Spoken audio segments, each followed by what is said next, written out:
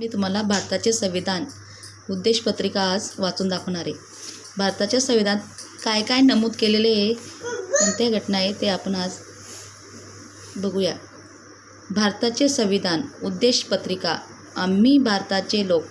भारताचे एक सार्वभौम, समाजवादी, धर्मनिरपेक्ष, लोकशाही गणराज्य घडविण्याचा व त्याच्या सर्व नागरिकास सामाजिक, आर्थिक व राजनैतिक न्याय, विचार, अभिव्यक्ती, विश्वास, श्रद्धा व उपासना याचे स्वातंत्र्य, दर्जाची व संधीची समानता निश्चितपणे प्राप्त करून देण्याचा आणि त्या सर्वांमध्ये व्यक्तीची प्रतिष्ठा व राष्ट्राची एकता आणि एकात्मता याचे आश्वासन देणारी बंधुता प्रवर्धित करण्याची संकल्पपूर्वक निर्धार करून आमच्या संविधान सभेत आज दिनांक 26 नोव्हेंबर 1941 रोजी याद्वारे हे संविधान अंगीकृत आणि अधिनियमित करून स्वतःप्रत अर्पण करीत आहोत.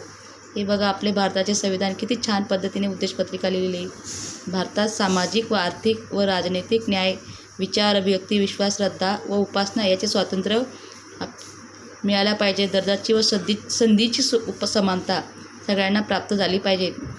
ती प्राप्त करून दिली आहे संविधानाने आपल्याला. सर्वांमध्ये व्यक्तीची प्रतिष्ठा, प्रत्येक व्यक्तीला मान सन्मान दिला पाहिजे. राष्ट्राची एकात्मता आणि एकता आणि एकात्मता राष्ट्रात पाहिजे. आश्वासन देणारी बंधुता संविधानाने निर्धार करून दिलेली आहे. याचे आपण पालन केले पाहिजे. थँक्यू. माझा व्हिडिओ आवडल्यास लाईक करा, सबस्क्राईब करा, शेअर करा.